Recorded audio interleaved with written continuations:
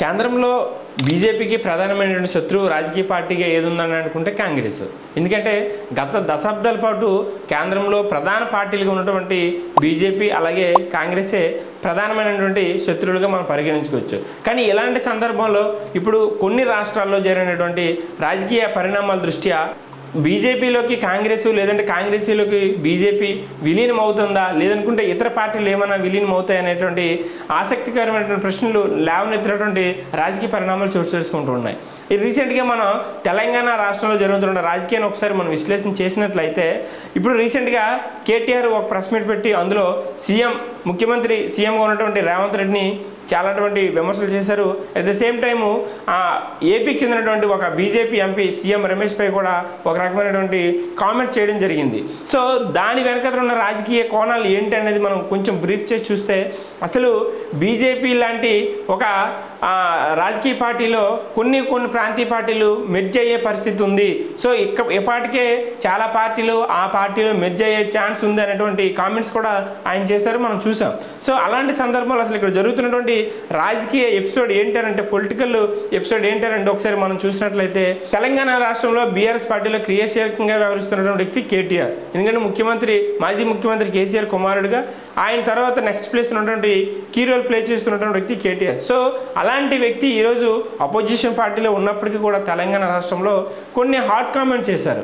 So ఆ comments పట్ల రాజకీయంగా ఇప్పుడు చాలాటువంటి ప్రశ్నలు రేకెత్తించే పరిస్థితి మనం చూస్తూ ఉన్నాం. ఎందుకంటే ఆయన ముఖ్యంగా ఏపీకి చెందినటువంటి బీజేపీ ఎంపీ సీఎం రమేష్ పైన కొన్ని కామెంట్స్ చేశారు. ఆ కామెంట్స్ ఏంటనేది మనం ఒకసారి చూసినట్లయితే సీఎం రమేష్ చెందినటువంటి వ్యక్తికి అదే వ్యక్తికి తెలంగాణలో సీఎం రేవంత్ రెడ్డి అనేకమైనటువంటి కాంట్రాక్టులు అప్పనంగా కట్టబెట్టారు. 1600 కోట్ల రూపాయలు చేసే ఒక కాంట్రాక్టుని అప్పనంగా ఇప్పించారు ఏపీకి చెందినటువంటి వ్యక్తికి అనేటువంటి ఒక కామెంట్స్ అయితే అసలు సీఎం రేవంత్ రెడ్డి ఆ పార్టీని బీజేపీలో విలీనం చేయబోతున్నారు, కాంగ్రెస్ పార్టీని బీజేపీతో కుమ్మక్క అయిపోయింది, లేదనుకుంటే ఈ పార్టీ నుంచి ఆ పార్టీకి వెళ్ళిపోతారనేటువంటి కామెంట్స్ కూడా చేయడం జరిగింది. సో దానికి కౌంటర్గా సీఎం రమేష్ ప్రెస్ మీట్ పెట్టి ఆయన ఏం చెప్పారంటే రాజకీయంగా తెర వెనుక జరిగేటువంటి రాజకీయ అంశాలను కూడా ఆయన తెరపైకి తీసుకొచ్చే ప్రయత్నం చేశారు. ఎందుకంటే సీఎం రమేష్ అనేటువంటి వ్యక్తి కాంట్రాక్టులు చేస్తే ఒక గవర్నమెంట్ ఒక కాంట్రాక్ట్ ఇవ్వాలంటే ఏ నియమ నిబంధనల ప్రకారం ఇస్తుందో మీకు తెలీదా? మీరు 10 ఏళ్ల పాటు అధికారంలో ఉన్నారు, మీరు మంత్రిగా కూడా పనిచేశారు. సో ఒక మంత్రిగా ఒక ప్రభుత్వంలో మీరు ఒక కీ రోల్ పోషించేటువంటి వ్యక్తిగా మీకు తెలీదా అనేటువంటి విషయాన్ని ఆయనకి రీకౌంటర్ చేస్తూ కూడా ఆయనకి స్టేట్మెంట్ చేశారు. సో ఇలాంటి సందర్భాల్లో కేటీఆర్ లాంటి వ్యక్తి అవగాహన రాహిత్యంతో మాట్లాడుతున్నారు, ఏదో బురదజల్లే ప్రయత్నం చేస్తున్నారు. నాలాంటి ఒక వ్యక్తికి ఏపీకి చెందినటువంటి వ్యక్తికి కాంట్రాక్ట్లు ఇచ్చారన్నటువంటి విషయాన్ని ఈరోజు అవాస్తవంగా మాట్లాడుతున్నారనే విషయాన్ని కూడా ఆయన ఆ ప్రెస్ మీడియా ముఖంగా తెలియజేశారు. సో ఇలాంటి సందర్భంలో సీఎం రమేష్ కూడా కొన్ని కీలకమైనటువంటి విషయాలను బయటపెట్టారు. ఎందుకంటే ఇదే కేటీఆర్ గతంలో మా ఇంటికి వచ్చి ఏం మాట్లాడారు, పొంగులేటి శ్రీనివాసరెడ్డి అలాగే ఇతర ప్రముఖంగా ఉన్నటువంటి రాజకీయవేత్తలపై ఏం మాట్లాడారనే విషయాలు కూడా ఆయన మీడియా ముఖంగా బయటపెట్టారు. సో అంటే తెర వెనుక జరుగుతున్నటువంటి రాజకీయ అంశాలు బీఆర్ఎస్ లాంటి పార్టీ టీఆర్ఎస్ నుంచి బీఆర్ఎస్గా అవతరించిన తర్వాత బీఆర్ఎస్ లాంటి పార్టీ చేసినటువంటి పరిస్థితి ఎలా ఉందనేది కూడా ఆయన క్లియర్గా మనకి వివరించారు. సో ఇలాంటి సందర్భంలో ఒక తెలంగాణ పోరాడి ఒక సాధించుకున్న రాష్ట్రానికి మొట్టమొదటిసారిగా ముఖ్యమంత్రి అయి 10 ఏళ్ల పాటు అవకాశం కల్పించినటువంటి టీఆర్ఎస్ పార్టీకి ఈరోజు అధికారం లేకపోవచ్చు, కానీ గత 10 ఏళ్లలో ఉన్నటువంటి అధికారం ఉన్నటువంటి టైంలో వాళ్ళు చేసినటువంటి రాజకీయ కుట్రలు ఏంటి లేదంటే రాజకీయ పరిణామాలు ఏంటనేది కూడా ఆయన క్రిస్టల్ క్లియర్గా మనకి వివరించారు. సో ఇలాంటి సందర్భంలో ఒకనొక దశలో కేటీఆర్ మీరు ఓకే చేయండి, మా బీఆర్ఎస్ పార్టీని బీజేపీలో కూడా కలుపుతామనేటువంటి అంశాన్ని కూడా ప్రస్తావించారనేటువంటి విషయాన్ని ఆయన మీడియా ముఖంగా తెలియజేశారు. సో ఇక్కడ రాజకీయంగా ఎత్తులు పై ఎత్తులు ఉంటాయి, కానీ తెర వెనుక జరిగేటువంటి అంశాలను మాత్రం కొన్ని సందర్భాల్లో కొంతమంది మాత్రమే బయట పెడితే అది రాజకీయ సంచలనంగా మారేటువంటి పరిస్థితి మనం చూస్తూ ఉంటాం. సో అలాంటి సందర్భాల్లోనే ఈరోజు తెలంగాణలో ఒక రాజకీయ ప్రకంపనలు నెలకొల్పే పరిస్థితి ఉంది. ఎందుకంటే కేటీఆర్ లాంటి వ్యక్తి తెర వెనుక చేసినటువంటి రాజకీయాన్ని ఏపీకి చెందినటువంటి ఒక బీజేపీ ఎంపీ సీఎం రమేష్ లాంటి ఒక వ్యక్తి బయటికి తీసుకొచ్చినప్పుడు ఖచ్చితంగా ఆ పార్టీలోనే లేదనుకుంటే ఆ రాష్ట్రంలోనే కొంత రాజకీయ ప్రకంపనలు అయితే సృష్టించే అవకాశం అయితే ఉంటుంది. సో అదే పరిస్థితి ఇప్పుడు తెలంగాణలో కనబడుతూ ఉంటుంది. సో దీనికి ఇండైరెక్ట్గా సీఎం రేవంత్ రెడ్డిని కేటీఆర్ విమర్శించడం అనేది కూడా ఒక రకమైనటువంటి రాజకీయ కక్షపూరితంగానే ఇటువంటి కామెంట్ చేస్తున్నారనే టాక్ పొలిటికల్ ప్లాట్ఫామ్పై నడుస్తూ ఉంది.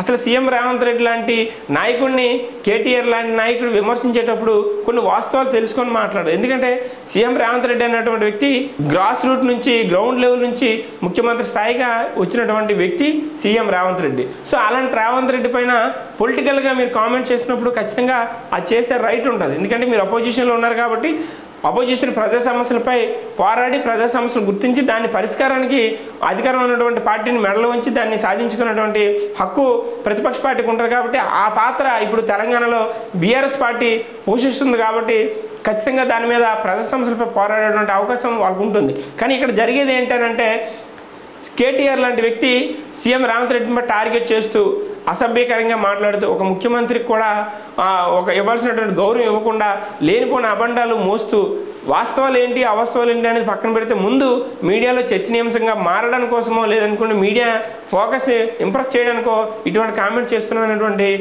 విమర్శలు కూడా కేటీఆర్పై వెల్లువెత్తున్నటువంటి పరిస్థితి మనం చూసాం.